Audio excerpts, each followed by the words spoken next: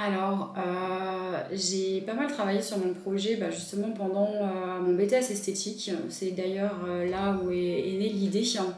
Et en fait, c'est parti d'un constat très simple, hein. Aujourd'hui, prendre soin de soi, c'est essentiel, hein, pour notre bien-être et notre harmonie, intérieure. En tant que femme active, je sais, combien il peut être, difficile de prendre soin de soi au quotidien. Le rythme de vie effréné, que nous vivons nous conduit finalement un petit peu à faire des choix et on oublie que pour, se sentir bien, prendre soin de soi, c'est essentiel. De plus, je pense que nous n'avons pas toutes et tous les mêmes bases sur comment prendre soin de soi, parce que finalement prendre soin de soi, ça s'apprend aussi. Et donc c'est de par tous ces constats-là que j'ai décidé en fait de monter mon entreprise.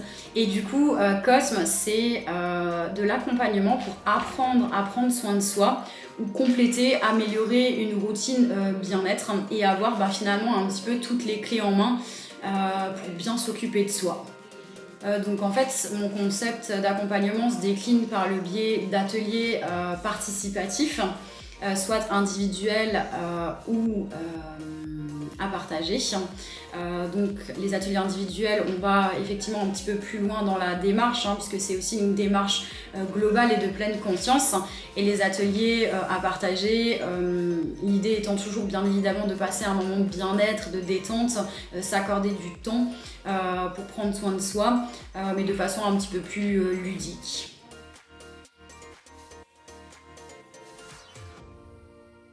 Je dirais de la bienveillance, c'est à mon sens une des valeurs principales, du moins c'est ce que j'ai envie de dégager, mais aussi de la convivialité, du partager mes conseils, mes connaissances, mon expertise avec ma clientèle, et après des valeurs comment dire aussi éco-responsables. Ça me semblait important pour moi de trouver des partenaires qui ont un petit peu la même vision et la même ligne directrice que Cosme.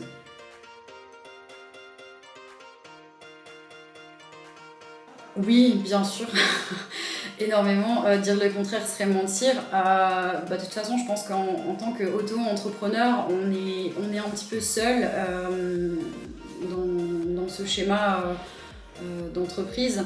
Et qui dit seul, dit aussi être amené à se poser des questions sur soi, sur sa légitimité, ce qu'on peut proposer. Du coup, prendre des décisions seul pour son entreprise.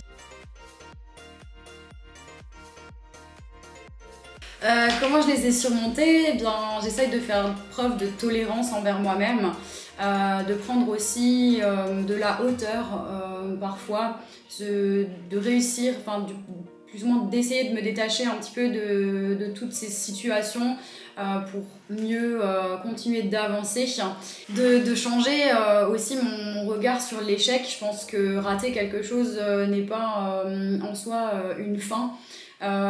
Et voilà, d'essayer perpétuellement de continuer d'avancer. Et puis j'ai aussi la chance d'avoir mon entourage qui fait preuve de bienveillance et qui me pousse, qui m'encourage à développer mes projets.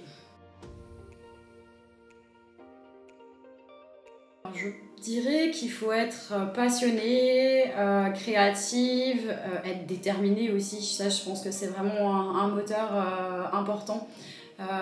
Pour toutes les personnes qui souhaitent se lancer à leur compte, être déterminé coûte que coûte, atteindre ses objectifs malgré les difficultés qui peuvent se placer comme ça un petit peu sur le chemin de la vie. Du coup, j'envisage l'avenir de façon beaucoup plus sereine. Aujourd'hui, je suis passionnée par ce que je fais, j'exerce un métier dans lequel je me sens utile. Une source qui m'apporte une source finalement un petit peu de bien-être au quotidien. J'ai plus ou moins toutes les cartes en main pour bien avancer et atteindre les différents objectifs que je me suis fixés.